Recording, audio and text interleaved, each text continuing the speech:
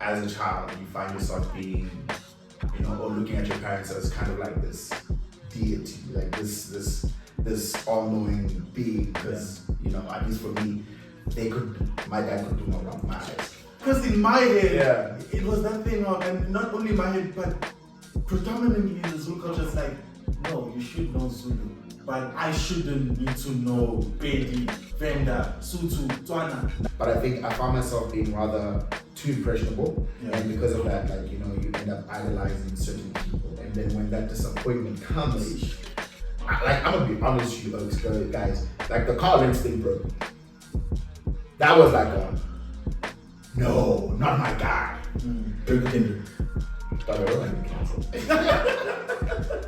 One of the things, or one of the mistakes I believe I made, especially in my early years of Christianhood, is being way too impressionable. For them, they were never really taught how to communicate, these kinds of things. It was do as you're told, and that's it, period. And respect is a very profound thing within African tradition, and of course, it does have a place. But I think learning to respectfully communicate and challenge things is something that we haven't really learned as a people. Oaks that got saved young, chances are you got saved because of a shot. Or you went to church because of a shot. Don't lie to me. No, I wasn't in it. No. You saw it and said, wow. It sounds bizarre, but like, I could not envision my life past 25. That's how down there I was. A good friend of mine always says that he left Nigeria, right? To talk to the kids. Like, why would I leave Nigeria to come to South Africa to just hang out with more Nigerians? So, what's my that? boy Mike, you good? What's the word, Larry Bird? I'm strong, man. I'm strong. How you doing, bro? I'm alright. I'm glad to have you today. After can I just say, guys? And his wife can attest to this. I believe I was supposed to be the first guest. But hey, shout out to Keegan. No shade, no hate. But I'm kind of disappointed that you're only having me now. But hey, rock on. I think my boyfriend would also say the same thing. He was, guest number 3. So I don't make top 3. Emmanuel was number 2. Look, I'm working with schedules. You boys are busy. I'm working with schedules here. Bro, I'm trying to see who's ready. Look, it's not about position of. So where do I fall in the rank? Number 4. You're the 4th person I'm recording with. You're the 4th person. You would have been the 5th actually, but we postponed that just in case I was going to. So I wasn't even meant to be here. This was the slot. But then another guy was available on Wednesday. Yeah, we're meant to be on Wednesday evening. Okay, break my heart. Who is it? You don't know him from church. Mta. You don't know him. He's actually a bit of a new guy. I recently got to know him as well. Okay. Pretty cool gent. Okay, shout out Mta. But I'm actually we actually postponed it. It's gonna be next Wednesday. So you would have been number 5. I'm just saying. Well, I'm saying this in a perspective, top 5. Wow. Top 5. What a very crucial time to say that very statement. Very interesting time. Hey, but anyway, this is just the way I'm comforting myself with the so truth. this is not Drake or Kendrick. Say it? Drake or Kendrick. Dog, I don't like get cancelled. They're both. I'll say this much though. I am a huge Kendrick stan. I'm also a huge Drake fan. But this beef has done more harm than good. I think it also showed that or rather it reminded us that these guys are people and they also have their faults and mistakes. And how much we idolize them, especially with Kendrick. I mean, the first few years he came up with this whole rap savior, da da da da. Yeah. And then with Mr. Morale, he was like, I'm not your savior. We're like, okay. And then that's cool. And then now all of a sudden we're hearing things like him, physically assaulting his wife or whatever the story is. I've actually when things started getting personal, I distanced myself. I was like, I'm whatever if both allegations are true on both sides. Cancel both of them. I'm sorry.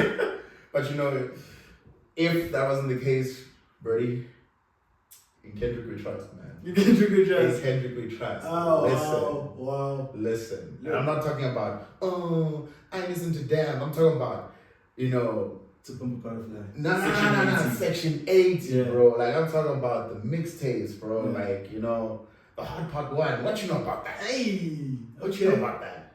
That's what I'm talking about. But definitely Kendrick. Yeah. I'm more of a Kendrick guy. Alright, And it's not because I want to be deep.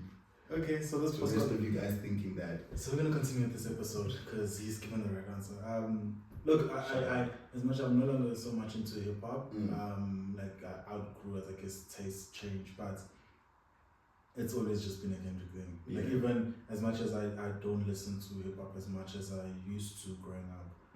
When Mr. Morale came out, I was like, gotta hear this. You know, I'm just that person. Like I'm just really Drake. I've never really been a fan. Here's the thing. The thing is with me, I'm more of a.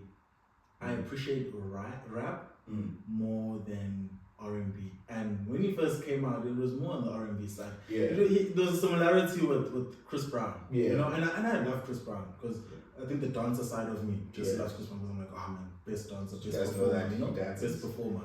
Yeah, I know. So you know, best performer. So I really appreciate Chris Brown and his music. So Drake, when he first came into the space, it was more R&B side. You know. The old Drake, you know, the lovely melodies, whatever, and that's cool. I'm like, I can vibe to that, but it wasn't necessarily to be like, I'm a fan. Yeah. And even when he transitioned and it became a bit more rap based, it was like, like you put some great records, stuff that you know trend and are really cool, and you can bop to as they play. Like, cool, but I wouldn't go as far as to say fan. You know, but I respect him. It's like, no, he's doing well. Yeah. He's really impacted and just left a mark in the industry. Like he's one of the greatest. Yeah. It's proper. Like I mad respect for him. But Kendrick is like, bro. I'm like, no, I feel like when it comes to like the culture of hip hop, man, there's space for the profound, activist movement kind of music, like with what Kendrick was doing. And it's not just that, because like there was nothing activism based when you listen to Good Kid, Mad City. No, that was just a good. That was just the vibe. Or dance, you know what I mean? Yeah. Like, but like, there's also space for like feel good music, which Drake does very well. Because sometimes you don't want to listen to music to think, bro. Sometimes you just wanna drive. Yeah, and be like, hey, you know the sunset drive as well. Just Nah, I get you. I get 100%. you. All right, man. That's a lovely segue, but I think jumping into like what I'd love to, have a chat with you about is, I want to kind of unpack and look at the different values, beliefs, cultures, and just principles that have played a role in who you've become, and just in general, like how we grow up and who we become. And it's coming from a place of, I remember in grade 11, for me, in grade 11, when I was in grade 11, I think that entire year, I hit what I'd like to think everyone goes through. I'd like to think everyone goes through it at some point at whatever stage. I hit the place of questioning everything. Yeah. Like I question everything. There's this of heaven and hell, God and the devil. Like, I checked like which religion is getting it right. Like I question everything. I questioned the principles, how I was raised at home, the morals at home. Was it right? Was it wrong? Should we, ancestral worship? Like everything. I questioned everything, and I put everything on the litmus test. I put everything on the scale to be like, what checks out, and what am I gonna move forward with in life? So I just wanna maybe look at that kind of space of like, what is it like? And how, and maybe if there was a crossroads where, okay, there's been a moment where I've been blindly just going, mom says do this, dad says do, and I'm just gonna obey, I'm gonna do this. And then maybe you hit that place of like, okay, but why am I doing this? Is it actually correct? Should I actually continue with this? Why am I reading the Bible? And then how do I then continue post that kind of episode? So I don't know for you, what is like morals and values, how that played a role? Like, there's cultural accepted norms, there's society expectations and all of that, Yeah. Jeez, man, that's a that's a lot to unpack. I'm just I'll start off by saying this, man. I think with the kind of upbringing I've had, it's been a very unique one. And by that I mean I've moved around quite a bit. Lived in Zambia, lived in South Africa, stayed in quite a few places. So I've gotten a whole lot of exposure to different cultures, to different people and different practices. I think when we talk about culture, it's very contextual as to where you are.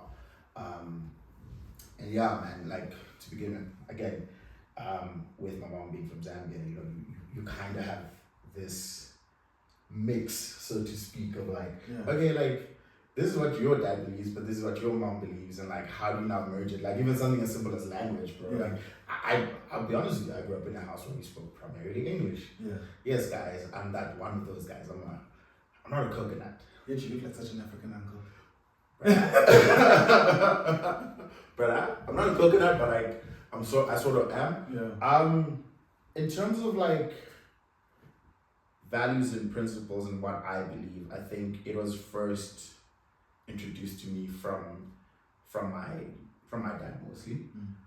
Even though there was like a mix and the likes and like with what my mom believes and what my dad believes, I think it was mostly influenced by him and how I guess he approached life. So my dad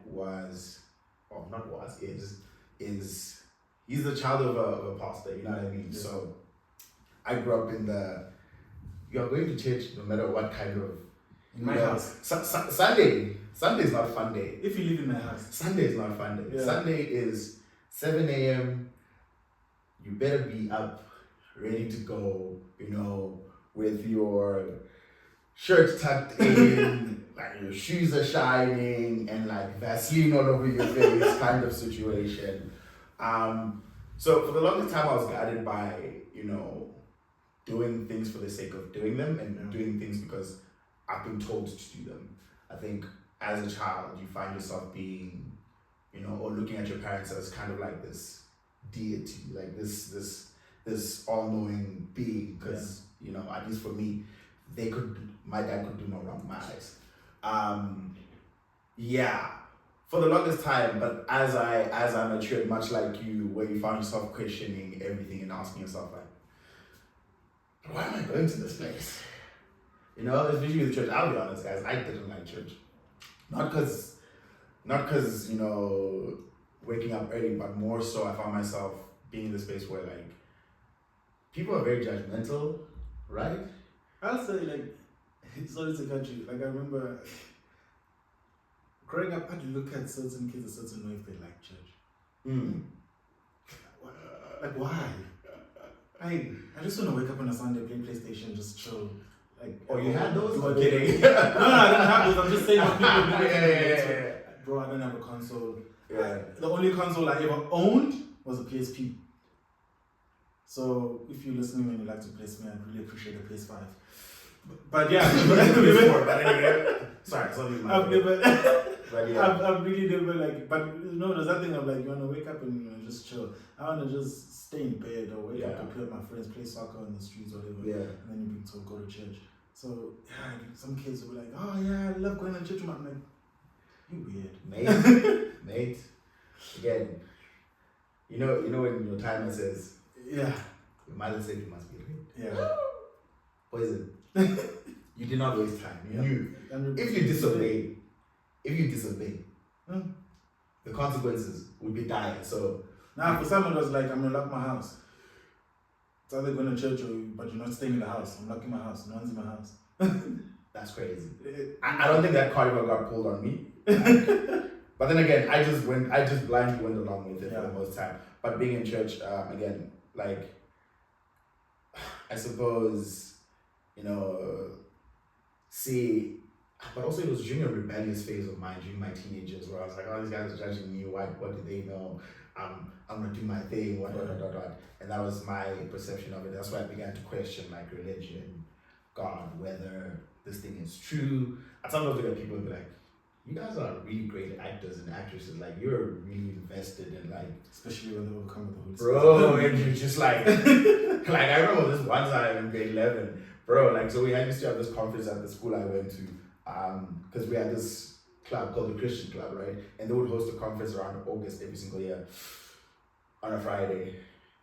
Look, I won't lie to you, it was a 3-day conference. I only went on Friday because there was girls. Like, Oaks that got saved young, chances are you got saved because of a shot. Or you went to church because of a shot. Don't lie to me. No, I wasn't. No. You saw it and said, wow, I'm pick up extra chairs. I have a better chance if I'm saved. My boy. My boy. You know, we can do Bible study. But like, I remember this one dude was like praying for me.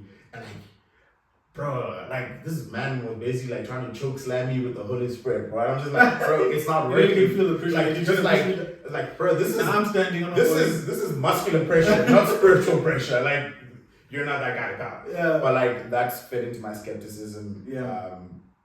a whole lot more. And as time went, I guess once I began questioning faith and like the purpose of going to church and everything, much like you, I just began to question everything, and I essentially look at like, why is everything the way it is? Why are things set up the way they are? You know, when you're looking at how societies function, how, you know, how people operate and how people engage, so to speak. I just went through that phase of like, you know what? This is all meaningless.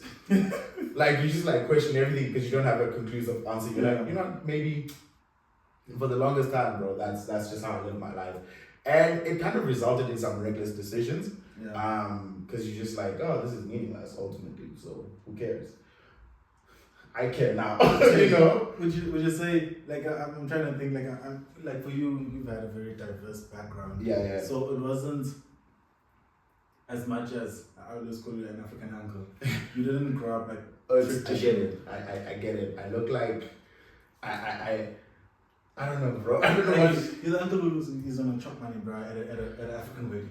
Like, you just really look like I can just buy you a car. And especially if you're gonna put on an African attire, it's like, oh, done, complete. Heritage. Catch me with the red hat.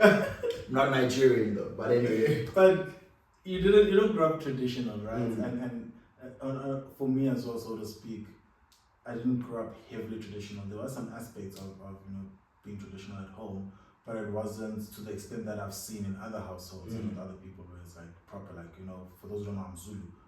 But it's like, I always tell people when I'm here in Johannesburg, one of the things I loved about being in Johannesburg is that people who hear me speak Zulu, and there just be this respect that I just didn't get, and there'd be this reference that I didn't get, and people would be like, oh, you hey, Zulu, man, Zulu.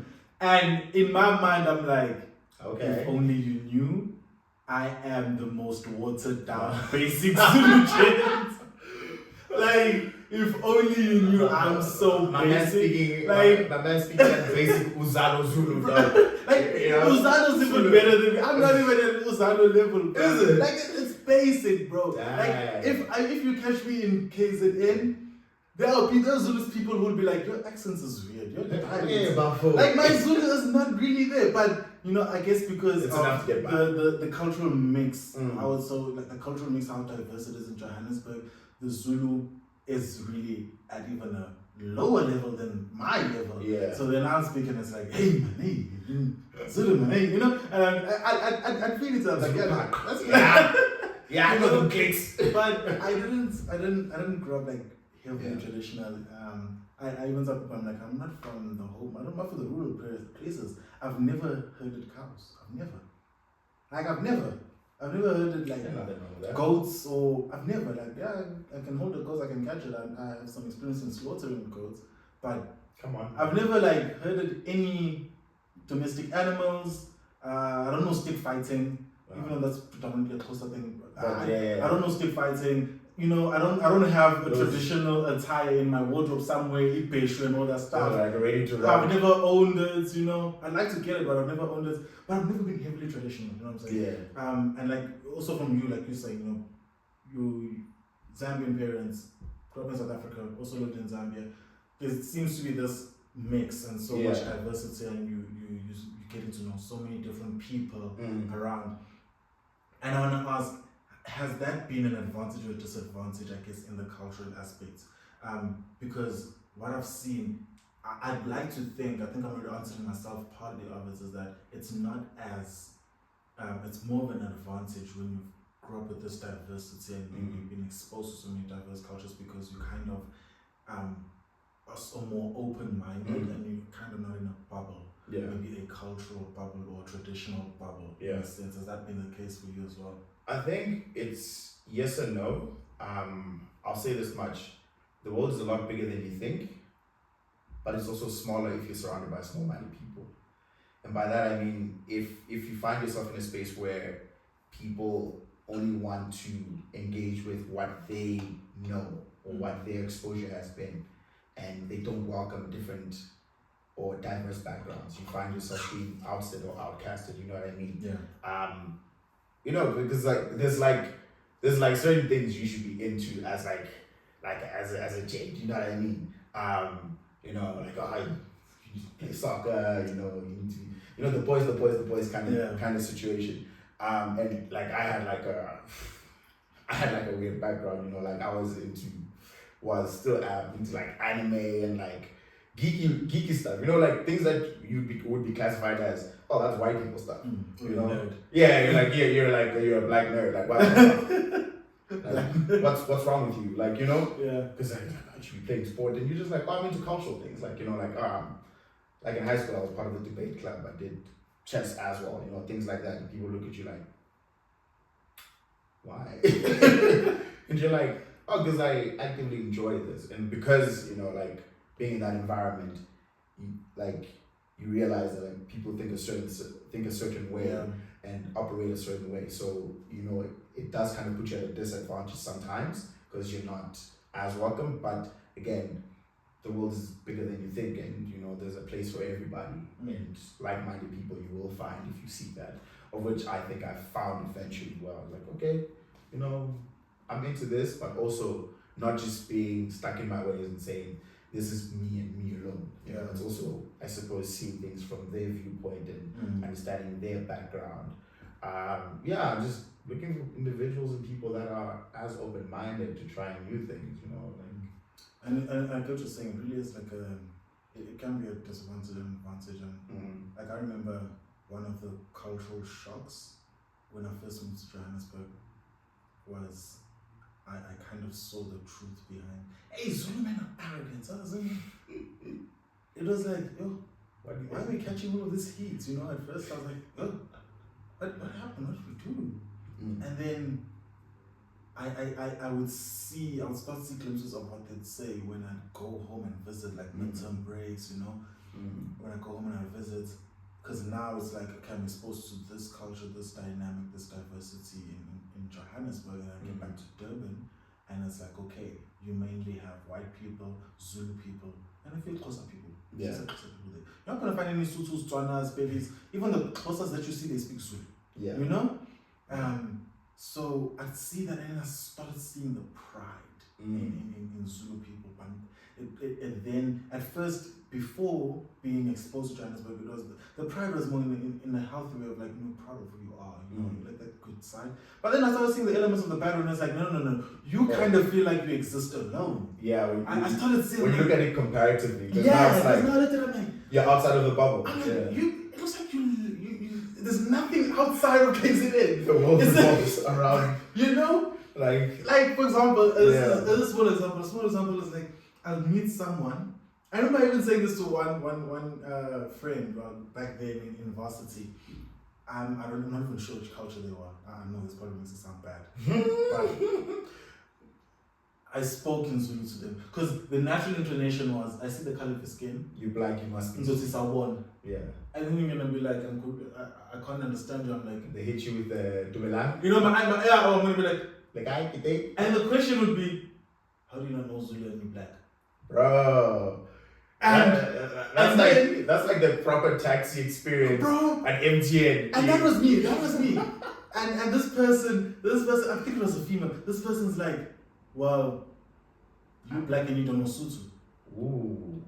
And I never looked at it that way. I was like, what suits You know, something glitched to me. I'm like, because in my head, Yeah. it was that thing of, and not only my head, but predominantly in the Zulu culture, it's like, no, you should know Zulu, but I shouldn't need to know Pedi, Venda, Sutu, Tswana. Nothing exists outside of this. You know, so I started seeing that, I'm like, man, this is bad. Like, this is hectic, you know, like, nah, we need to change this. So, and I think the question then is like, how is it like with the way, like, seeing people, especially when it's very traditional, that aspect of being like very traditional, how would one break out of that?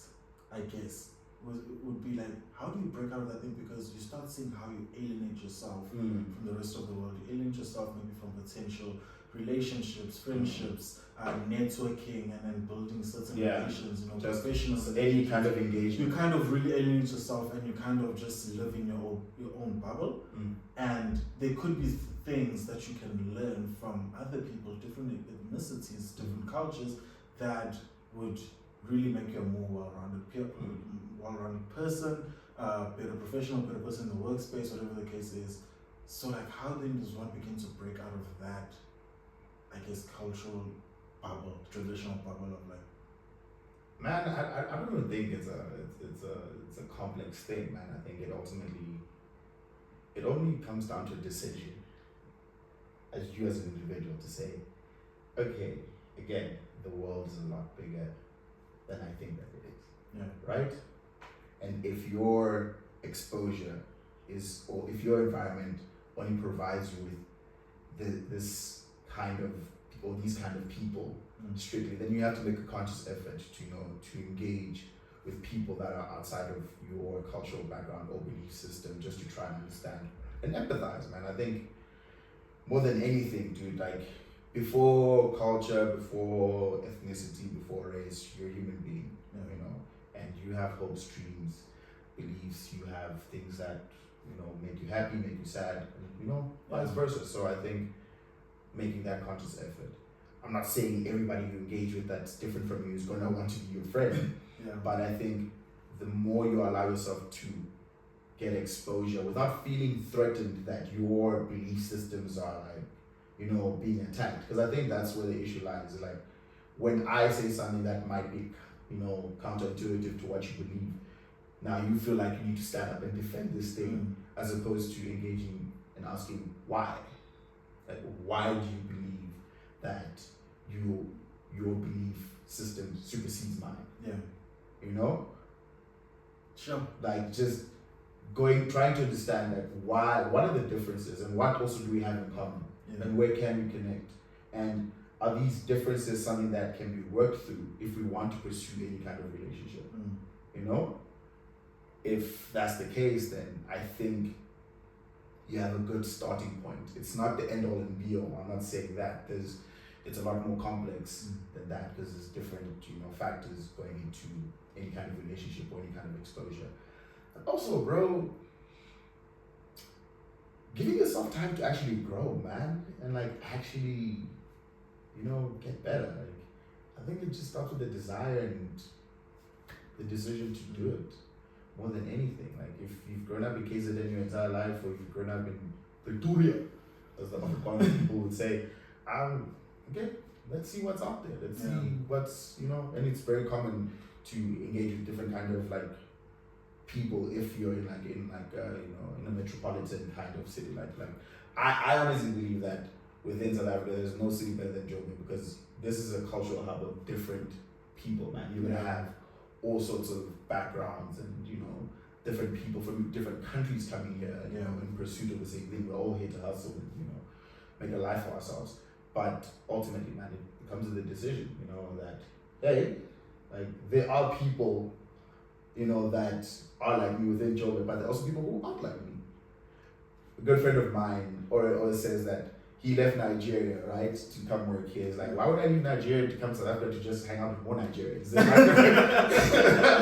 There's like already a whole bunch of them at home. Like, I just need to video call one, and like it's not that deep. And like it's hilarious, but like that actually puts things into perspective. That's crazy, actually. No, like, just think about it. It's like, why would I leave this place just to go meet up with the very same people. I came here for something else. No, when establish a lineage. Yeah, like we're not here to establish little Lagos. Yeah. You know, but like it's just deciding that like, yeah, okay, I need to understand that, you know, I'm going to engage with people that might be different from me.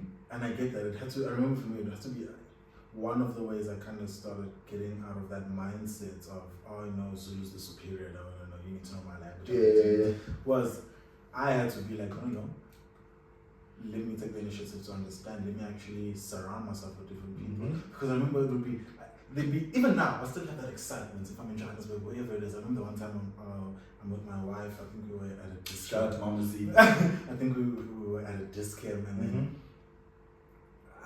I greet one of the guys, you know, who were working at disc camp, and he happens to be Zulu. And my wife was the one who even picked it up. For me, it's kind of very natural. I don't necessarily notice it. But my wife was like, yo, the way you lit up, and like you guys, you had a moment there, you guys. And I was like, yeah, we did. Because it's still nice. Because the Zulu's different. Like, when I speak to a Johannesburg, you know, person who knows the Johannesburg dialect, it's different. But then if I'm saying to someone, I'm like, Wena, you come from KwaZulu. Like, I hear it in the dialect itself. I'm like, oh, and then that exchange, you know, how we speak. But in as much as that's great whenever I meet someone who's from, you know, Johannesburg or Durban specifically, I'm like, that's great, and we have that moment together. But it's when I started surrounding myself with people who are of different cultures. You know, I had a baby roommate, you know, in 2018. Oh yeah. I Shout out to Shaban. Yeah, you know, and I have friends that were Sutu, so you know, Lebs, our light skinned boy. He's Sutu, but I'm like, and I had to become very intentional to be like, I want to learn. Like, can I actually learn? You know, like I had to tell my wife, I'm like, hey, I'm not just marrying you for babies and sex. Teach me Twana. Teach me Twana. I want to also let me understand. Let me. You want to speak? Yeah. Let me talk to you sometimes. You know, so sometimes I look at you like, hey, Gaurata, man. You know, and it's like it's different. I'm like Tanda's but hey, Gaurata, man. You know, and you know, and I had to expose myself and put myself out there to be like, I wanna understand. I wanna, you know, like there's some friends at church who are Venda, and I'm like, how do you say it? Which one is it? Is it come? And let's engage. Let's engage and let me get a bit of your culture and understand you a bit better, and understand your language a bit better, and maybe we can even understand each other a bit better. So I get what you're saying. I had to kind of get out of that. But you said something interesting, asking why. Man, the why chat was a difficult one in my household. I don't know if it's a black thing. I think it's a black thing. I think. I don't know if it was the same with you. Or I don't think you heard me at the beginning of the conversation. I said to you, this is something I'm working through in therapy, just struggling to disagree with my parents, more specifically my father, and understand why. Okay, it's a black and when they hit you with the because I said so, it's like it's the equivalent of Oxalayo. What do you say? For me, it was like don't ask me why. You know, and like, you know, it's a thing where like, you know, seen but never heard. But what's interesting is that as time has gone and like, you know, me moving out of my parents' home, that has changed. Yeah. I swear, guys, the best thing that's ever happened to me and my mom's relationship is YouTube. My mom watches these like, you know, like 10 tips on how to be a great spouse. And like, you know, like 10 tips on like from these like pastors and whatnot, or like being a great, and like she's a lot more engaging, as is my dad now. Like he's a lot more like, oh, okay, cool, I'm hearing your viewpoint, and we can healthily disagree. Yeah. You know, now. Wow. But for the longest time, sure. Nah, bro. I remember for me, it's always been a clash. My dad and I. And there's a thing I'm like, no, don't ask why. They hit me with them. No. We grew up. My parents told me this. And I never asked why. They told me to not ask why. So don't ask me why. And I have a problem with that. Because I'm like, what if, I remember I used this example with my mom.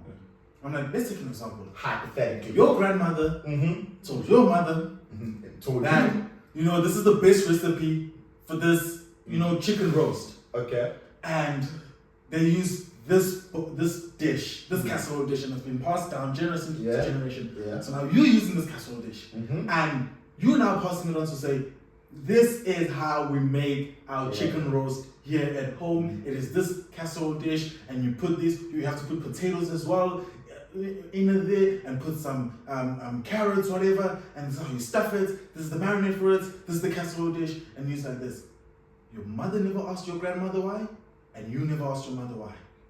But what if the reason why your grandmother didn't want your mother to ask her why is because it was embarrassing, because this is all she could afford, this was the casserole dish she had, and this was it. Because now you're stuffing this huge chicken in this tiny casserole dish because this is how it's done. This has been passed down generation to generation. And because you never asked why, you just don't know, you don't ask. And even if I buy you a new casserole dish, you're not going to use it. No, this is what we use. This is it. But if you actually find out, and if maybe your grandmother was vulnerable, it was like, now my kid, I'm embarrassed if you ask me why, because this is what I can afford. This is the only casserole dish I have. I can't buy a bigger casserole dish because I don't have the money for it. So I just sold you this as the best option. And so that we can just move on with life. Now I get why we love this casserole dish. Maybe the casserole dish will be even more meaningful and sentimental to me, but I can use the bigger one because now I'm putting a turkey in this bigger casserole dish. I'm not going to squash it in the smaller, So that concept I only struggle with why. Like, why don't you want to ask? Like, there are these small things. I don't know if it was the same with you. I know, even now, bro, I'm grown.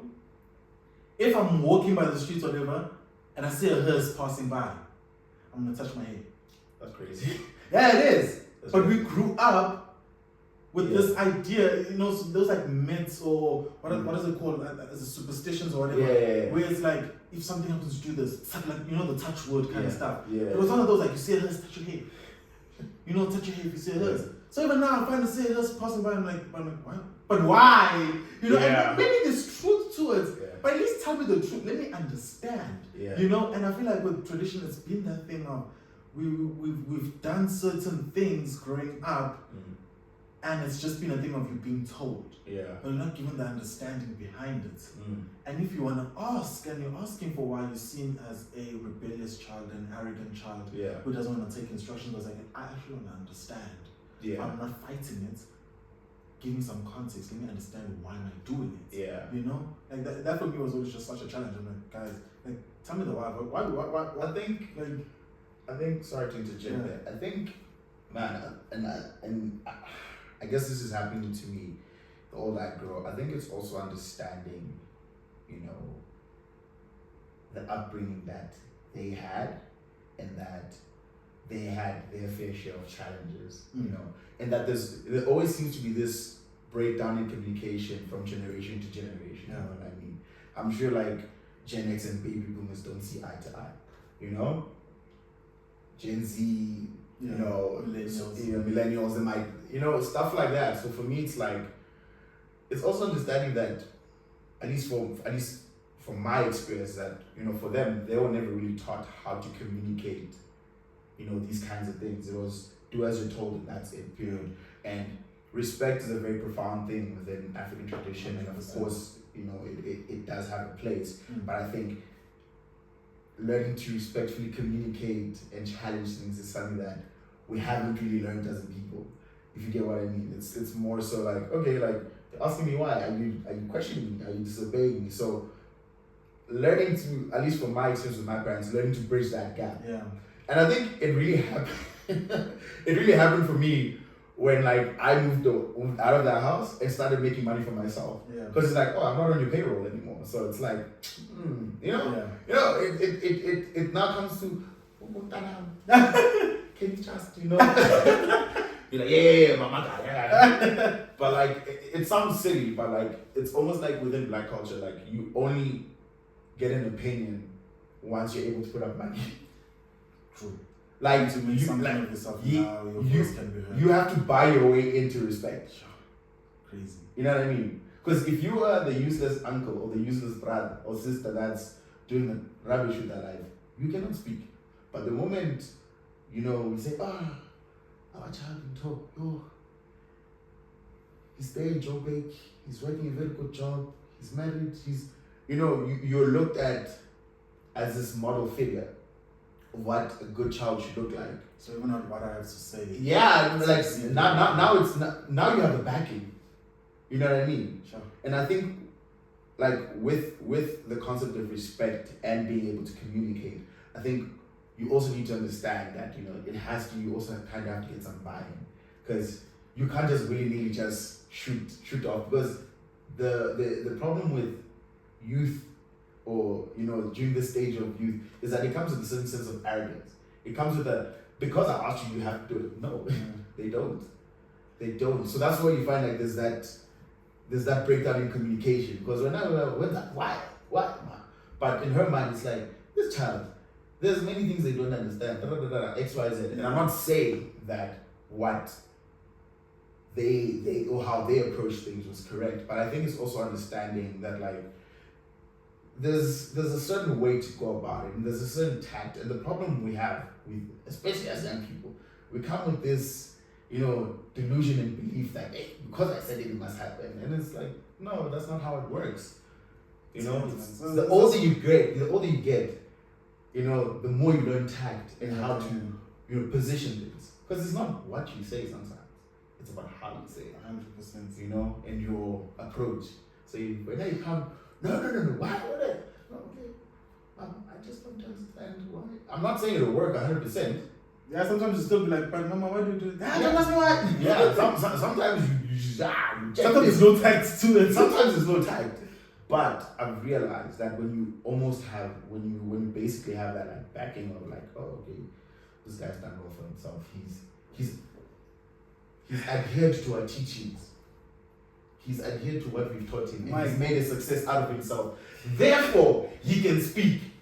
But as it stands, when you have nothing to show for it, Mike, is this why we then find ourselves chasing our parents' approval, especially our fathers?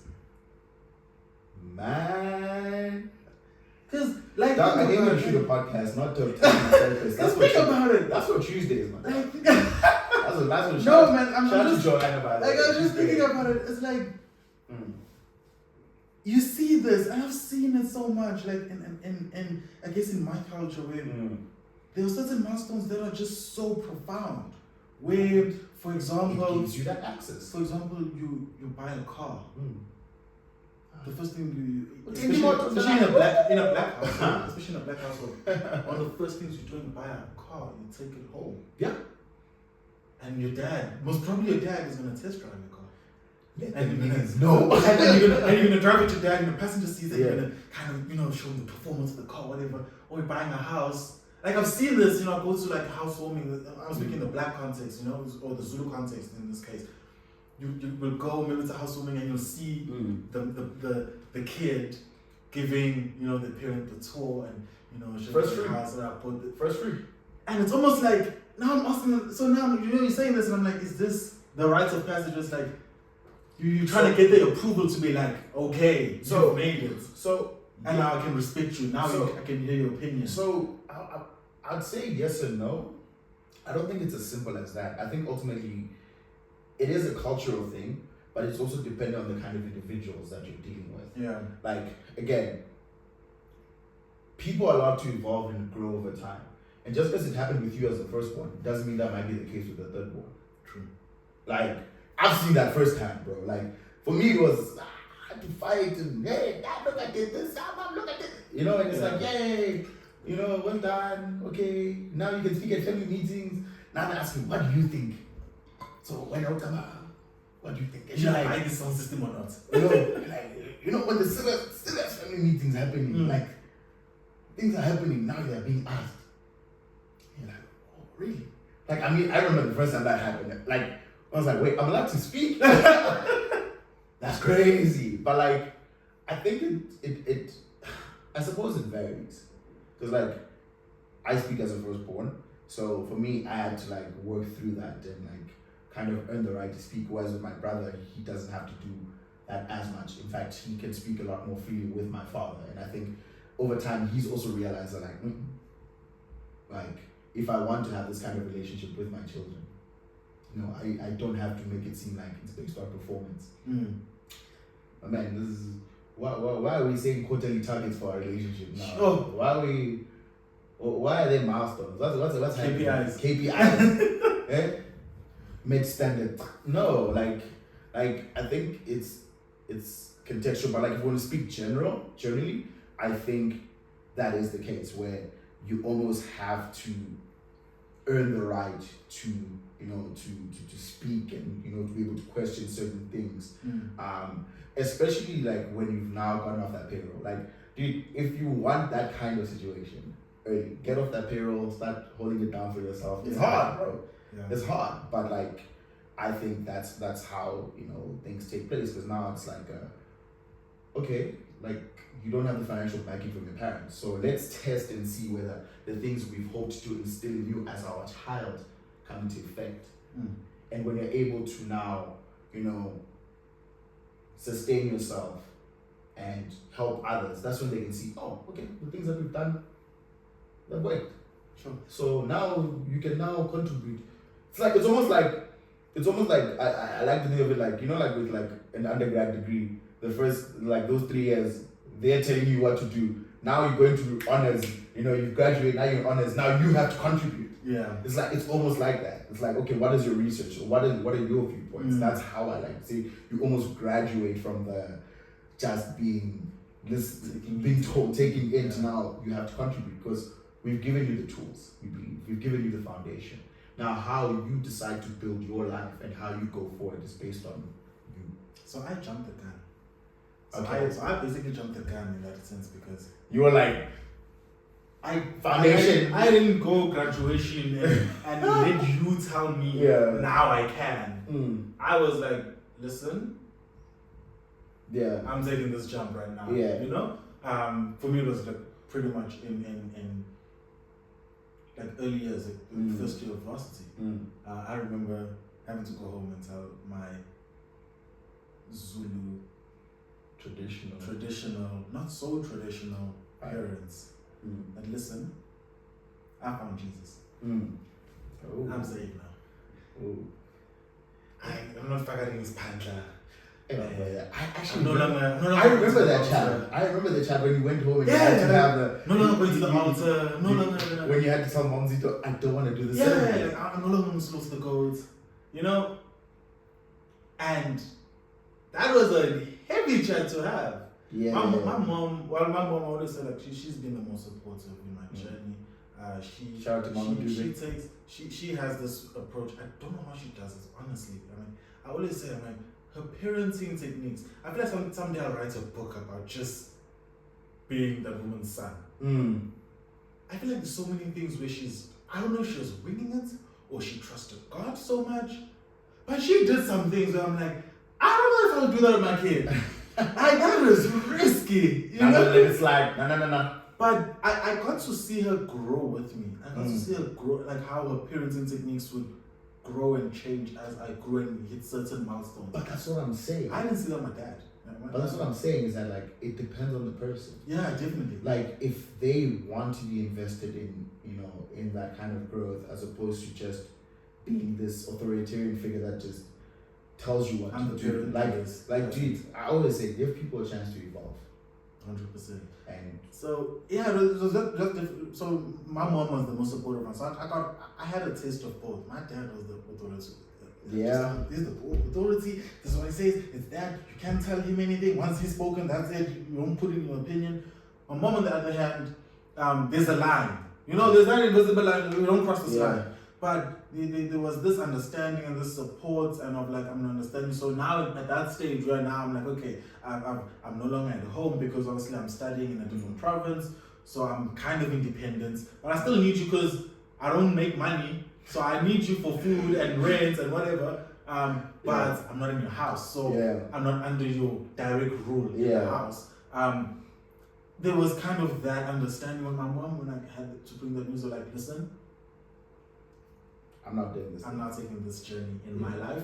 I know I've been raised like this, we've done this, and I don't look down upon it. I respect it. And it had an impact in my life growing up, some of the values, whatever. I recognize that. However, this is the path I'm deciding to take for my life. Whether it's right or wrong, that's for me and my God, but this is the path I'm taking, and what I'm asking, I'm not asking for your support or whatever, but just that you respect that, that I no longer partake and participate in some of the rituals, these practices, because now this is where I'm aligning myself. But I'll be at home if there's you've done Mzimbi and you know whatever. I'm there. You know, I'll serve that meat and dombolo to pray over it. whatever. Like Jesus. But like I'm still a child at home, but just understand that this is where my priorities now lie and these are my values. And I saw how she was like, supportive towards that. Can't say the same with my dad, but I wanted like. With you, did you have any moments where you made certain decisions for yourself or for your life, and how was that received by your family? Was it viewed as you're being rebellious? You're going down? Was it criticized? I remember my dad gave me a whole talk. My dad was like, "Where the Bible doesn't say you shouldn't do this," and I was about to answer the Holy Spirit, say, "Shut up!" And he gave me a whole lecture about it, you know. But, yeah. and I was like, oh well, this is it. But you know, how was it with you? Did you have that jumping the gun? Didn't graduate? Didn't let them say, "Now, son, you can do this." Bro. We were just like, "Yo, I'm gonna do this now." This is my dirty little secret, dog. So here we go. So 2020, bro. You know what happened? You, myself, and 10 one of our homies decided to you know. So They still don't know. They still don't know. I hope they don't watch to this. this day. So 2019, I was working as a finance intern. Yeah, guys, I was miserable. Like I was. Like Mike you've been depressed and sad later on, but nothing hits 2019. No, 2019 was that Drake era. It was the sad boy hour. That was sad. Like being sad is nice sometimes. But that was a very challenging year for me. I'm gonna be honest. I'll be honest. I didn't think I'd live past 225. Like it sounds bizarre, but like. I could not envision my life past 25. That's how down bad I was. Again, you live your life for the longest time with you have this parental figures that they tell you what to do and you just done what they've said always. And I'm not advising you guys to be rebellious, because even though I did have my I'd be rebellious, but I'd still listen to my dad. I'll do it anyway. If you're upset, fine, I did it. That's what it was. And my rebellion wasn't the public one. It was in silence. Whether it was me coming home drunk or coming home high. We all had that. Whatever it is. It was silent. It wasn't public. It wasn't because it was. It was a very big thing when it came to how we were perceived. I think I grew up in a family that really valued how you looked and how you were presented. Yeah. So if you were being spoken about as so-and-so's son, the association and affiliation, you had to make sure your stuff was important. So you couldn't really express yourself as much. But 2019, again, I'm working, doing my thing, super, super miserable. The reason why I studied the degree I studied, this is so dumb, is because my dad was like, it's a tough course. I don't know if you can make it though. I said, what? I'm a proof, bro. I went and did a whole degree to spite my dad, and then now I'm working the job and I'm depressed. Yo, I did my accounting degree for the wrong reasons. It's okay, now what? I graduated and I'm now what? It's not I did things and that stage work was quick, man. Bro, what? And it was to the end. Literally. They never show you the end of the stage work. Bro, now I'm unemployed. Now, the next year, Chimwemwe Mike Miti. For some reason, they're calling the next person. You're wait. Is that I remember having that this feels empty, So did the degree out of spite, was nah, keep this guy.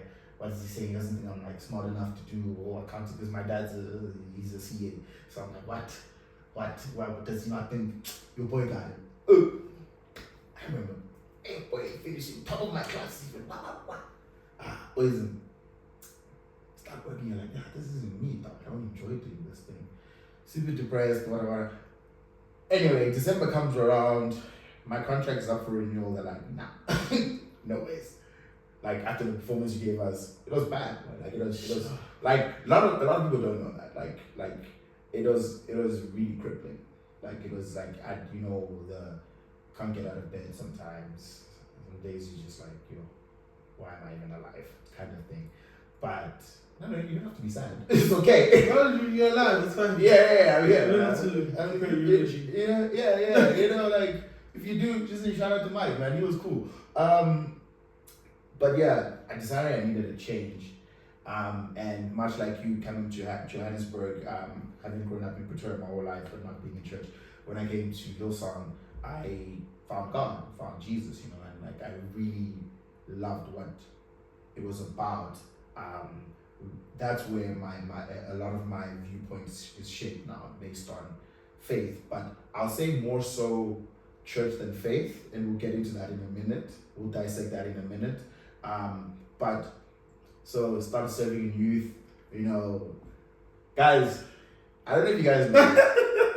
I knew it. I don't know if you guys know this. I'm gonna bring the mic close. I don't know if you know this, but Mto used to, when Mto was at Vets, right? He would like walk past church to get to his res, right? And this man would be in the tiniest booty shorts. With his flats. Like these were like they were like here, and we were like okay. And like I knew Mto because he served in like venue security, right? Just making sure everyone is, because Mto used to be super powerful back then, but marriage. Anyway, guys, I recruited Mto into youth, so you guys will not have a youth pastor without me. Oh man! All right. Yeah, he slides it in as much as he can. He slides it. There would be no Mto and Sinclair without me.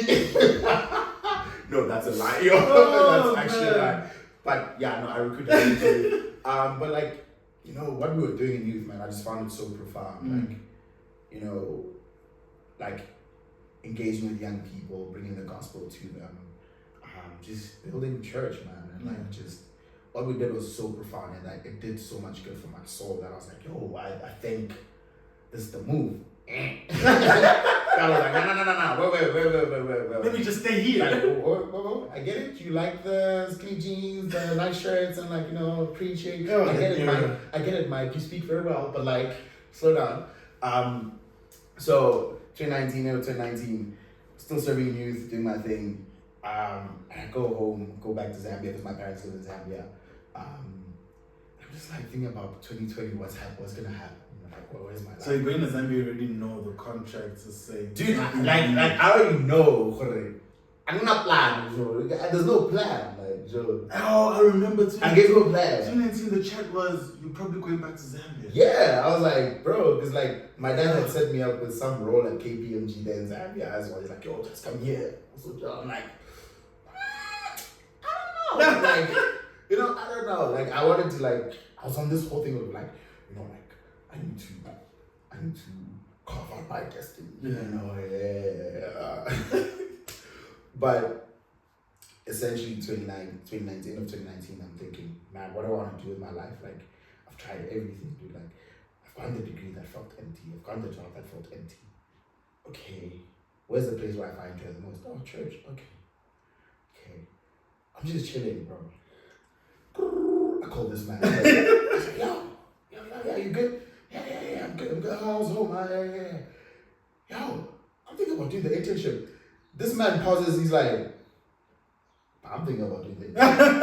And I'm like, no. And then one of our homeboys, shout out to Pastor Smiles, man. All over Smiles sends us a picture. He's like, yo, Top signed up. And I'm like, yeah, the picture. Yeah.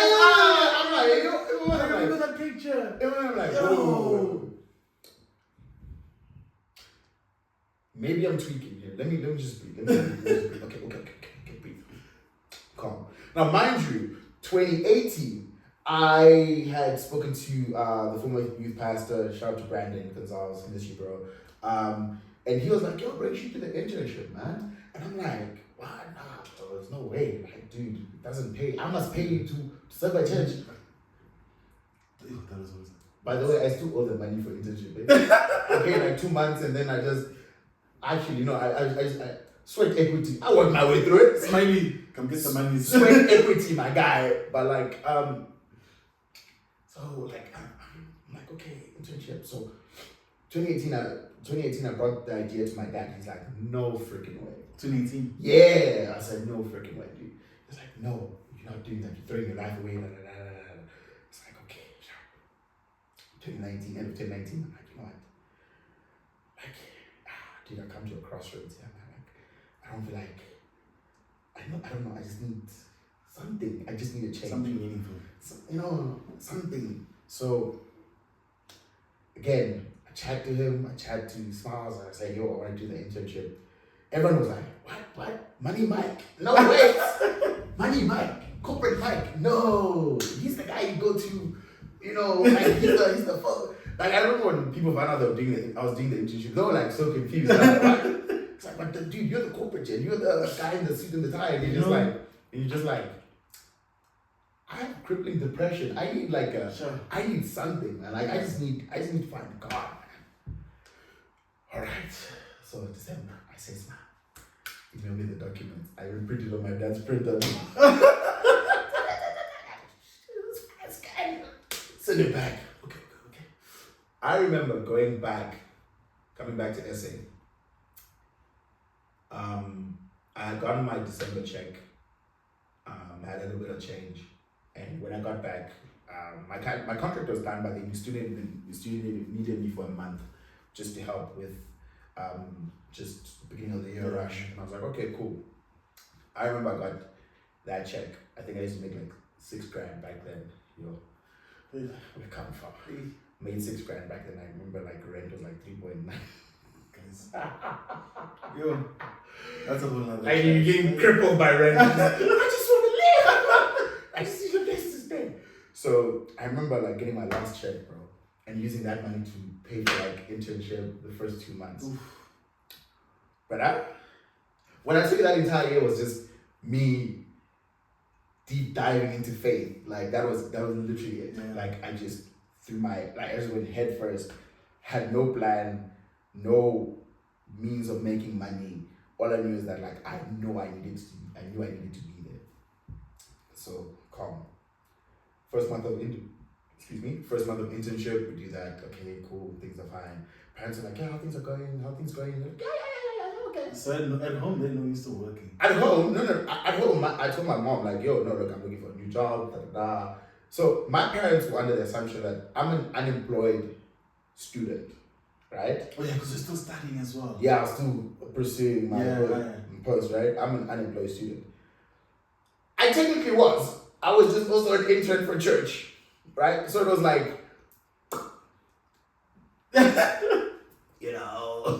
So do the things with internship, and then COVID happens. Yeah, that happened. Now we have no possible way of making money because we're all locked up. But somehow, some way, every single month, we always manage to pay rent. Myself, my brother and Rabbi, always managed to pay rent every single month. And we never liked like money or food, but like you just have people calling us like, you guys doing okay? Do you need money? You're like, I ain't gonna say never say no to money. Me. Is there ever a person who will ask you ever need money and you say no? No. Jeff Bezos, maybe, I don't know. Bro, he's probably like, I can have 3 billion worth of net worth and you say, do you need money? Yeah. Yes. But like, that was like one of those like jumping the gun, bro. Like till this day, they don't know. I always used to joke and say, one day my parents just see me preaching on TV and they're like, how, swear, and you're like, 5, I don't have a little internship certificate. And like, that was like one of the craziest years where I was just like, no matter what, because logically, that was probably like one of the dumbest decisions I've ever made. Because like, you should be probably looking for a job or something that will sustain you, yet you're paying money on a monthly basis, all 2 months of it, to serve at church and help build church, man. I was like, illogical. Like, bro, like, till this day, Like I made it through the year, just like graduated, yay! Did the things, went to Cape Town. It was a vibe, man. Like I was the only one who didn't tell my parents. Till this day, it's just one of those like things that's just like, I just kept it to myself. But just the concept of bringing that up. Like I said, my rebellions were in silence, in a place where I wasn't being monitored. You know what I mean? I mean, these guys live like 3,000, 2,500 kilometers away. Like, but my dad was used to say like, dude, did you realize that there's nothing I can do. Like all I do is hope and trust that what I've taught you over the years, you use and you do something with your life, which I've done. But at the same time, internship, Sure. So that was like, I'm going my own way, done. And I think from then on, I've been able to carve out my own like path, mistakes and all. And my parents are still there to guide me. Like I can always lean on them and all that stuff. But like for the most part, bro, figure it out. Figuring it out. That's always the craziest thing. And I guess even now, in the same sense, there's still so many things we're trying to figure out. So I'm gonna jump to faith. Hey. Because that's been also a very interesting one. Yeah. I know even for me. I was chatting with my boyfriend yesterday because he's actually in the city. Oh yeah. So I saw him yesterday, and we were talking about it because he's also on this journey. Also within it's on the spectrum. It's almost it's spectrum. It's there. Whatever that means. And I feel like if Christians or Jesus followers or whatever they want to call themselves can really be honest with themselves, they find themselves somewhere on the spectrum. And I was sharing to him and I'm telling him where I find myself in the spectrum, and I was saying to him, I'm like, bro,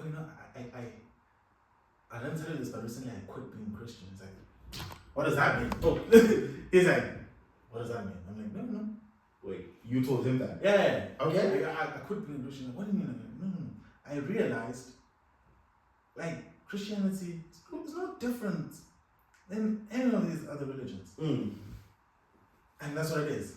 A religion. I'm like, I discovered something through some teachings I've listened to and through the Bible that showed me that it's a problem. Why?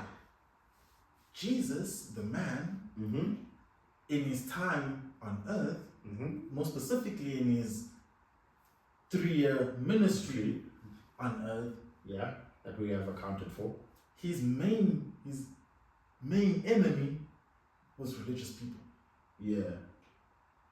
To take it further, in all his teachings, none of them, in any shape or form, pointed to or anyhow remotely suggested an establishment of a religion. So why would I find myself in a religion? Do you know? I have an answer for that.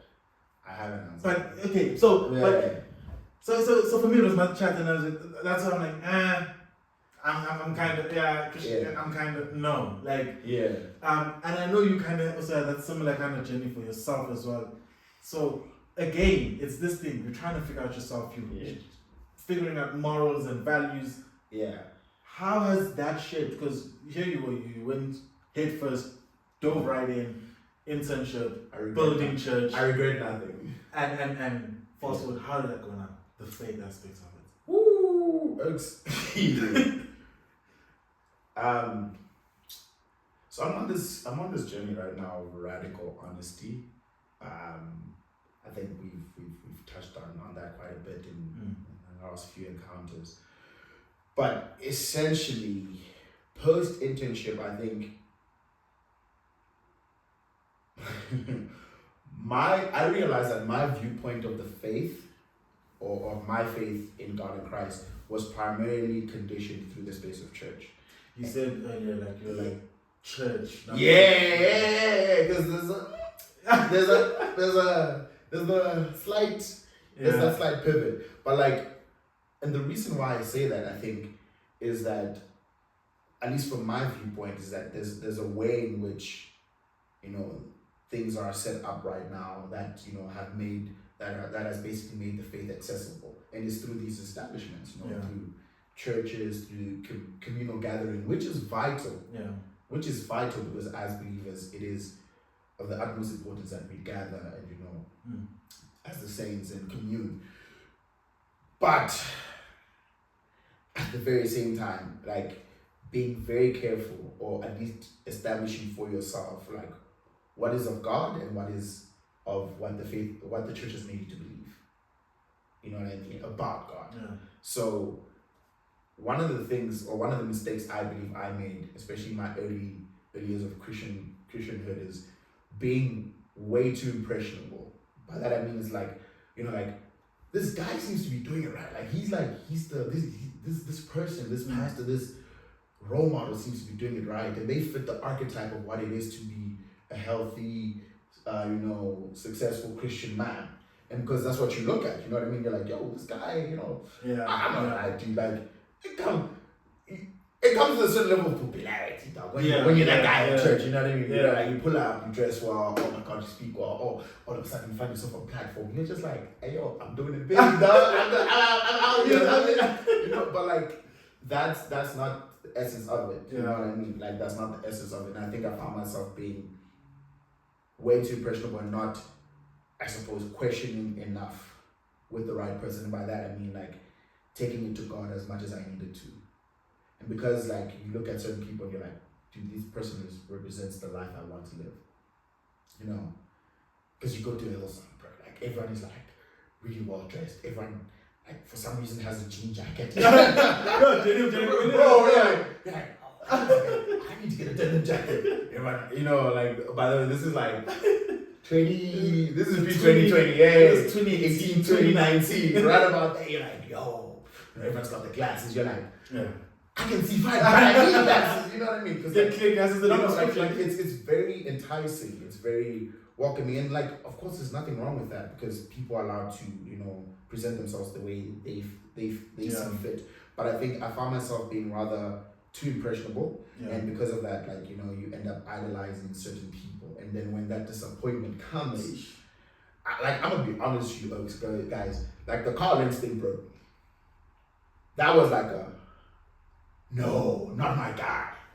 Because you look up to this bro, like he's like, oh my God, like he's doing the thing ministry wise, he's like building families, like he's out here occupying spaces that the traditional, that a traditional minister or church leader does not, because you find him like in like the trenches, you know what I mean? It's not just being set up in these cozy established places, and like all the things that happened in 2020, like for me, you end up realizing, like with everything that happened in church, like you end up realizing like, yo, like, okay, why am I so hurt by this? Like why do I find myself feeling so contentious internally? Like why? And it's ultimately realizing that like a lot of my belief was based on like the establishment of church as opposed to God. Because we need to always remember that the church serves as a vehicle, right? Directing you to God. And I think one has to be very careful to not idolize, because I'm not saying any church should be perfect, like where there are people, there are faults. 100%.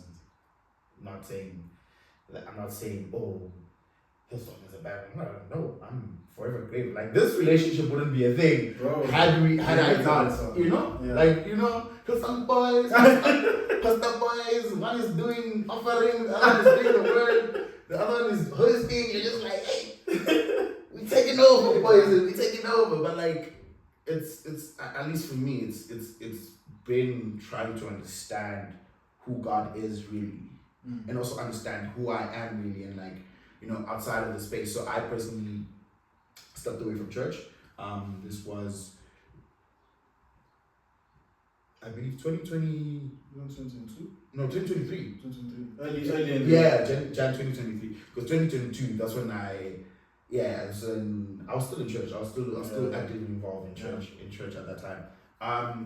And like, I think the questions that I had for myself in coming to, the whole overarching theme of this conversation is the values, morals, and principles that have helped shape and define me as a person. So for me, it was like, okay, I'd sit in church and I'd be like, I don't believe this.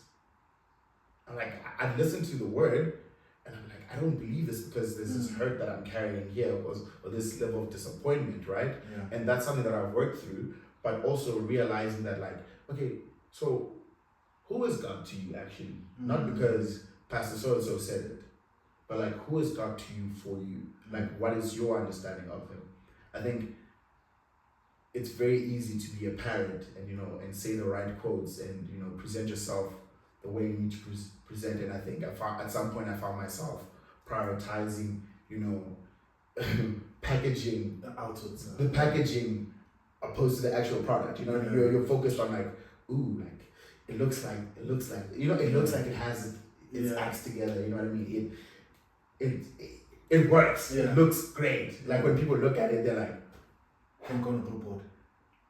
That looks good, you know. And I think when I was spiraling, trying to figure out where I am, I did not give enough time and attention to like, okay, like, but what is it actually? Like, I know it looks nice, but like, what is it actually? And you realize, there's not really much there. You know, when you again, style over substance. So you realize that, like, I realized that, like, okay, cool, like I've spent a lot of my time focusing on this, and you know, because you're told show up, you know, and these are all very, very, very good principles to live by. Yeah, being consistent. Being like those are great life principles to live by, but but why are you showing up? And is it for the right reasons? Is it for the right reasons? Yeah. Like there was a day where I wanted to come to church, and I was like, during the course of this month, and I'm like, but why am I going there? Am I going there for the right reasons? Like, and the answer was no. I'm like, why am I going there? Is it because I want to see the homies, or do I actually want to be in this space? Do I think that I stand? And I knew. I was like, nah, I'm going for the right reasons. Let me pause. Let me park my car, save my petrol. Civil's economy is tough enough as it is. And I suppose right now I find myself in a season or in a space where I'm trying to unpack, you know, why I've chosen style over substance more, and you know, like I suppose it also has to do with my upbringing, because what it looks like really mattered to us as a family. You know what I mean? Yeah. Like my dad was really big on that. By the way, guys, I'm in no shape or form blaming my father for any. I think he's a great guy. He has his faults, but as do I. But I noticed that for me, the thing is, I cared more about how things looked and how they were perceived as opposed to what they actually were, you know. So right now, I find myself in a season where my focus is more on the substance. And when we're talking about substance, it now goes back to questioning everything. Yeah. So my perception of, you know, what it means to be saved. I mean, at some point I was like, am I actually saved, or have I just been led to believe that I'm saved and just been doing these things? I often say to people, again, I'm being, it's my own opinion. It is your platform. If you like, I feel like every believer or follower of Jesus at some point questioned, am I actually, bro? Like, am I actually a believer? Am I actually, you know? I've questioned. No, because like, you know, you're taught to feel and think a certain way, that like, oh, when this song comes on, when this song comes on, ooh, I must be in his Then you see him talk on his knees. I said, I must on my knees. I gotta look spiritual. They gotta know that I'm a man of God. You know, hands raised. We're not doing the TV style. When a certain lyric comes on, you're like, yeah. You know, you gotta, woo. When they're looping that bridge, you're like, yeah. But and by no means am I saying at that time, like, this is what I was doing, but like, I realize now that like my efforts were more, or the greater effort was spent more in like how it's packaged and how it's like, especially when you find yourself in being in Christian leadership. Yeah. Because like, again, like when the whole Carl Lenz thing happened, I was just like, okay, like, how did this happen? What's going on? I'm just trying to figure things out. And then when you hear what took place, you realize, well, sounds awfully familiar to what I'm doing. Sure. I need to, whoa. because it's not became a thing of like, oh, I'm just doing this because this is what we do. This is what we do. Team. Yeah, this is what we do. Like irrespective of how we feel, this is what we do. And it's like, am I under any obligation to do this though I don't feel the way, I don't feel well internally? Okay, no, let's have a conversation. Have the conversation with Smiley. Have the conversation with you guys. And I remember the day, it was 2022, December, when I think it was post-spec. You guys came by my place, then Bram, and like we were chatting, and I was like, oh yeah, by the way, I'm leaving church. And you guys were like, what? I'm done. Yeah. Like I was done. Like after they made me play Santa, I was like, nah, I'm done. I'm out. This is it. Y'all had me on Santa twice in a row. Nah, I'm out. But and I don't know, in that moment, like I was just like, I just need to, again, almost like the same feeling I had pre-internship, where it's like, I need to find out for myself. Yeah. Like I'm being told no. Kind of in full loop. Yeah, like full circle. Like I'm being told no, that this is the thing that you should do. But like for me, it was like stepping away from this thing and actually understanding like, who am I outside of this space, and like is my perception of God purely led by what I've been taught, or how I've been taught to approach scripture within this space, or is it truly led by God's Spirit?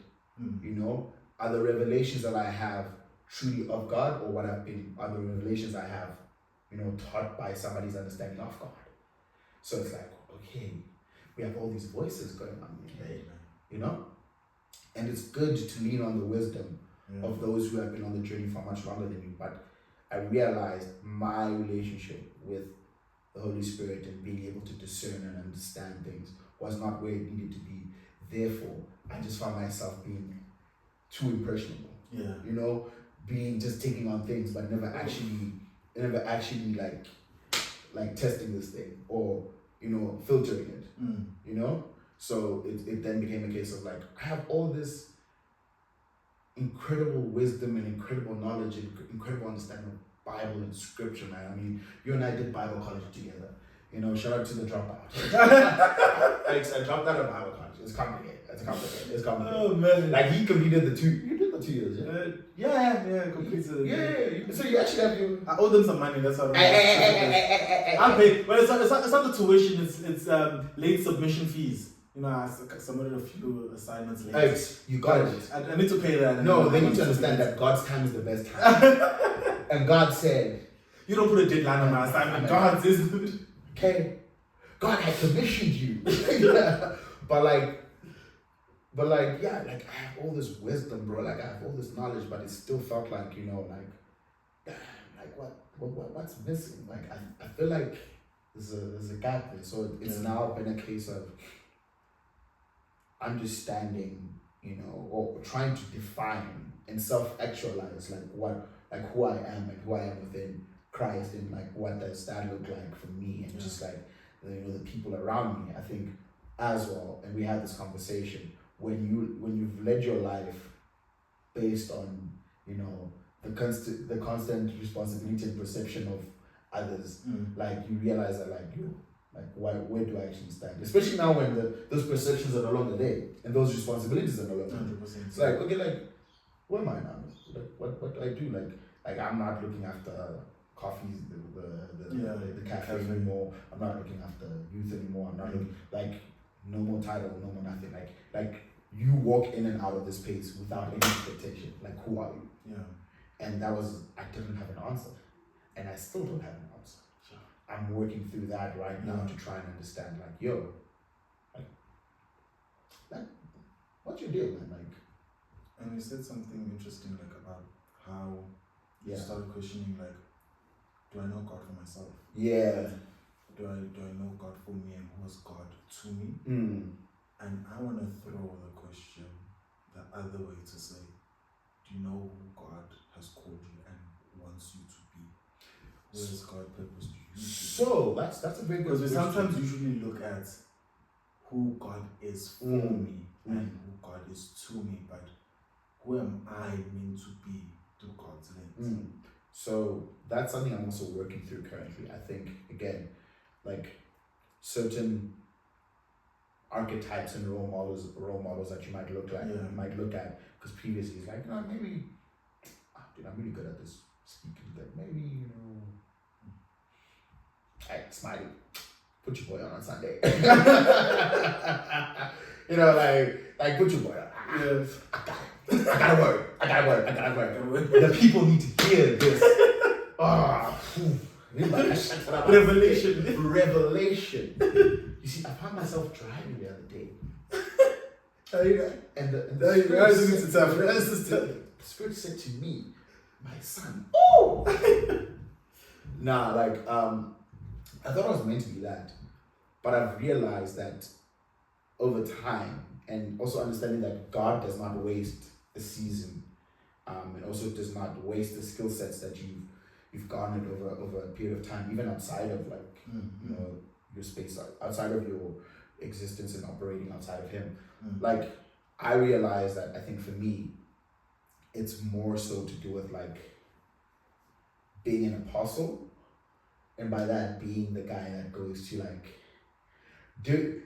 going to the places that no one wants to go, and like doing the groundwork and being like, oh hey guys, let's do it. Like I'm not meant to be the guy that's like, okay, we're gonna take this thing to the next level. No, it's like just a crossroads up. Yeah, like dude, look at any team I've been asked to lead within church.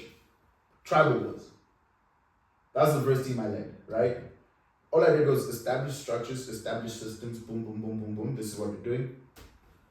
That very same structure is still being used to this day. Right? I left.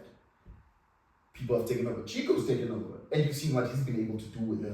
Like, he's taking it to the next level. And I'm flipping proud of the kid. You know what I mean? Host, okay, this is how we're gonna run things. Okay. Boom. Done. Established. Move on. Cafe. Given the basics, right? You you guys have like labels now and like all these nice things. You have these like printed cups saying Hebrews Cafe. But I had no budget, my boy. I say I got $1 in the dream. $1 in the dream. And being able to take like the very little that we had and like establishing like the cafe and like making sure that like on a weekly basis we're making a bit of money, chucking that back into the business, That's my forte. That's where I believe God has called me to be. And again, I could be wrong, but I think that's where my strength and skill sets lie. Like I'm somebody that's there for the foundations, like even just seeing how my life has been led. Dude, like I've fought battles that my brother doesn't have to fight, and I'm glad he doesn't have to fight because it was challenging. Like it's challenging. Like I remember telling my brother, he's like, yeah, dude, I'm making X amount of money, it's not enough. I'm like, bro, when I was your age, I was making half that. And I still looked after us. What you saying, you're gonna be fine. Like okay, man. Like you're doing a whole lot better than you think. Yeah. And by no means am I some kind of, like superhero or like, oh, so great. No, it's just to say that like that's just how my life has been. And those are the circumstances I've had, and that's what I think. I don't know, I could be wrong, because right now I'm in a redefining season where I'm trying to figure out, like who am I outside of the perceptions I've had of myself and the perceptions people have had of me, and also the responsibilities I have, because I don't have those responsibilities as much anymore. So it's like, who am I outside of the responsibilities? Yeah, like, who am I? And so to answer your question, it's an ongoing discovery or journey, but I suppose it's understanding, knowing that my strength lies in that if we say, yo, we're gonna establish 1, 2, and 3. Chief, I'll come up with a plan. I'll say, okay, let's do this, let's get this. I think we might need this. Take it, build it. It might be wonky, it might be askew, but we'll eventually smooth things out. And then we hand it over to the next person. Like, I'm the founder, homie, bro. Like, I don't think I'm the Founding CEO. father. I'm not the CEO kind of homie. I'm a founding homie where it's like, okay, we found this thing. Okay, like here you go. Establish the base.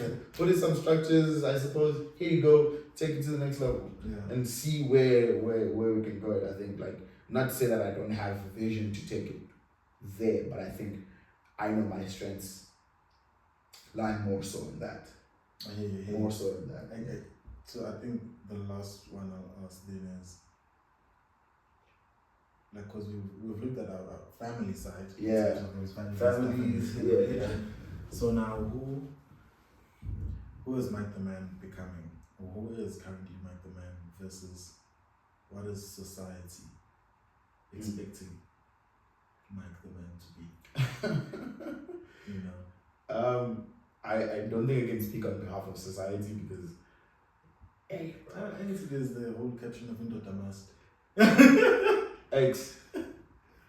I'm not a Zulu, bro. I don't identify with that. No. That's a very good question, man. Who is Mike becoming? I think Mike has been, and it's so weird speaking about yourself in the third. I don't understand people who do that, eh? Yeah, people it's who like, just do that, like, doesn't after that. Yeah. Like, he must explain himself. Like, no, how do you do that? We love him still consistently.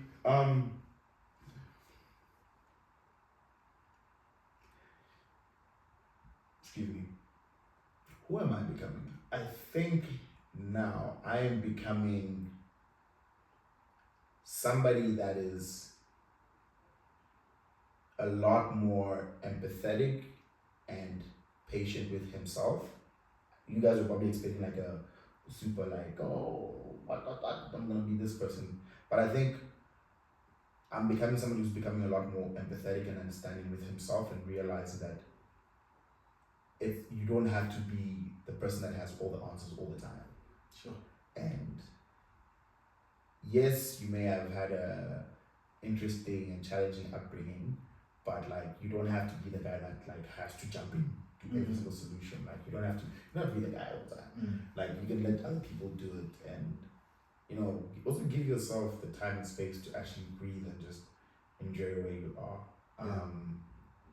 I'd say that's the person I'm becoming. As to how that ties into the grand scheme of things and what I'm doing, that I'm still trying to figure out. But I think for now, for me, I'm just learning to be like, hey dude, like it's okay. Like, it's okay. You don't have to constantly be the one to come up with a plan, and because I've had to. So again, learning who I am outside of the responsibilities I was committed to previously. Now it's like, okay, there's all this breathing room, but what do we do with it? So figuring that out. And I think just also realizing that there's a lot more to me than the version of myself I present to in public.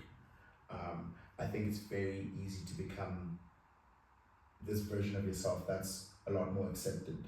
Because like there's parts of us that are like great and parts of us that aren't. And I think for me, again, not focusing too much on the style. Like I don't always have to put up this like stylistic front where I'm like, oh, like it looks good, like it's okay that like in the substance there's a little bit of darkness there and you're working through that. I think that's the person I'm actively working on right now, or becoming. Man, also just availing myself to as many opportunities as I can cross one. Like, I'm into archery now, bro. Like, I'm out here just rounding the hood, By the way, it's a lot harder than it looks. Green arrow line. It's not like it's not. You're like that elastic is the elastic thing also. It's very. It didn't. I need to get it on the landing thing, like doing like stuff like that, man. I think just also exposing myself and like getting myself to experiences that I typically wouldn't have, and like just being okay with that, yeah, I know traditionally I'm like into the geeky stuff, but like let's see what's out there. Yeah. This is who I was. That's great, but like this is who I'm becoming, and also just But also more so, I think the last thing I want to say is just I think I just want to be a person that when people look back and say like, yo, do you remember Mike? They say he's somebody that did his best to look out for the people around him and just try to do as much good, even though there's times where my good intentions are misunderstood. You know what they say, the road to hell is paved with good intentions. So, because like I can be very some people take my good pictures of like me, I'm not I know I spoke about tact, but that was my parents. I feel equals I just shoot straight for it. I feel like most people who don't know us and who would get a glimpse or see us interacting, then go like, yo, these guys hate each other. These guys hate each other. Like, no, like this is how we see each other. But yeah, somebody that just cared about the people around him and did his best to, do as much good. And yeah, man, and just be a decent brew, man. Don't be a trash brew, Like, I'm not saying I want to be perfect or God knows I don't want to be idolized. I don't want people to be like, oh, I want to be like Mike. No, you do not want to be like Mike. Not this Mike. Not this Mike. Nah, I just want to be somebody that, like, when people look like, they're like, yeah, that was a decent guy. Like, he looked out for the people around him. He cared about the people around him. Yeah, man. Somebody who just tried. That is well, man. That is really cool. And I just want to say I'm proud of you. Like, that is because I know. So like you've been of saying like who you're becoming, especially the first part of becoming a person who's more patient and with yourself. I'm like, Mike used to beat himself up a lot. Like the Mike I'm kidding. Well, you said you did say becoming. So hey, this is true. Like, but it's like it's become a lot more manageable. Yeah, because like for those who know Mike, like he's driven and just like he beat himself up. Do it like this, get it like this, get it right. It's like constantly, it's like, bro, like remember we constantly have those moments of like, dude, these guys will host an intervention or once hosted an intervention for me. I can come home like as you see a whole bunch of dudes there like we need to talk. You're like nigga, you're like whoa, like what do we need to talk about? And they're like, nah, bro, we just feel like you have been doing this and like how you've been treating yourself. And remember how we always have those moments of like, gents, just take a back seat and look, we're actually doing okay. We actually are, right? And so we'd have to do that. We have to be conscious and intentional of doing that because we understood how driven we are. Yeah. Some of us more than others. But we understood how driven we are and how we just had goals and we're trying to attain certain stuff and reach a certain level. Yeah. But we had to constantly be like, hold on, we're actually doing okay.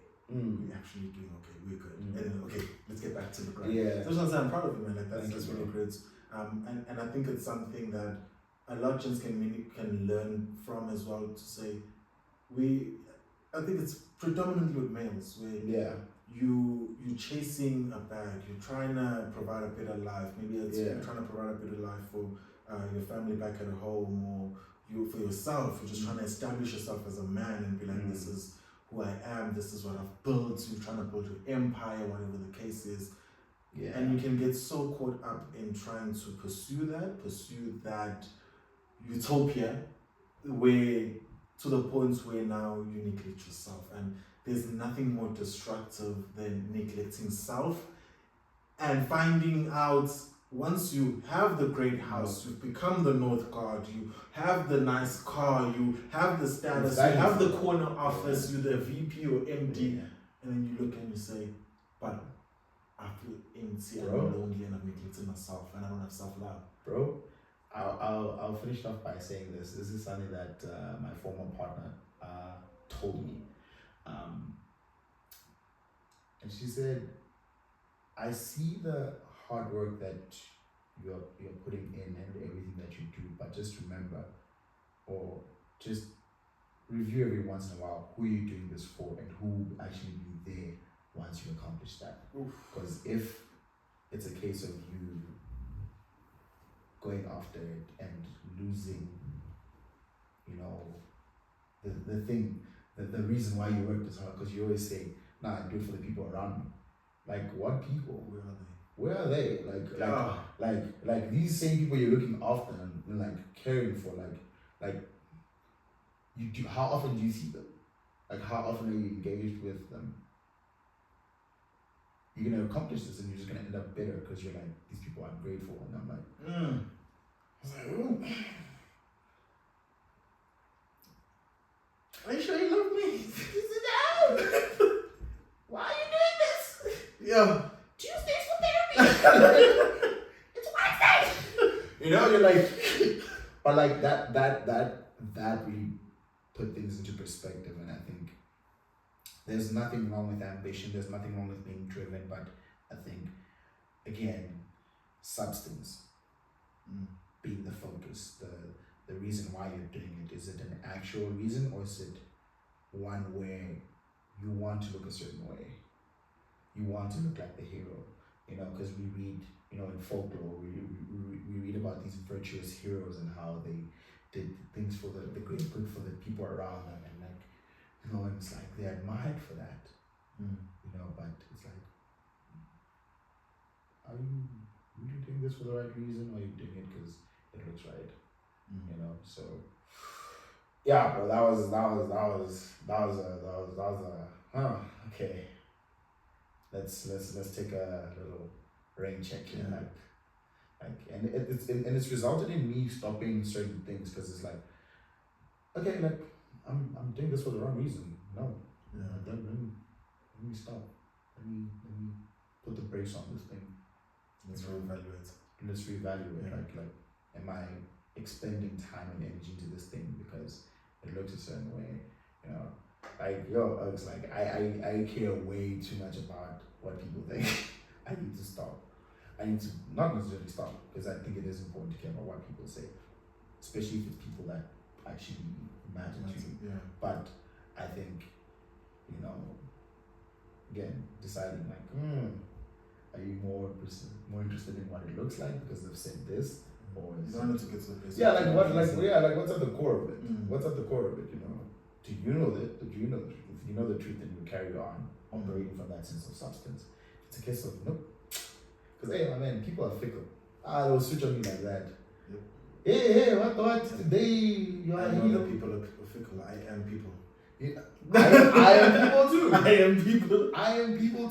Like, I was having a conversation with a friend Sunday, and she's like, "How are you?" And I was like, "No, I'm good." I'm also on this journey, and I realized that, like, to a certain extent, I am a self-righteous hypocrite. And she's like, "What?" I was like, "I'm a self-righteous hypocrite," because, like, you know, like, again, it comes with understanding who I am and who I want to be. But like, and you're somebody that cared, but like, am I caring for the right reasons? Yeah. Like, you see how this is all tying in. Yeah. So it's like, wow, like, if I did not give a damn about this person, would I still be as self-righteous? Or would I still be as self-righteous? And if I am, you know, like, is it really intended for good, or is it because it makes me look good? You know, so these are the questions.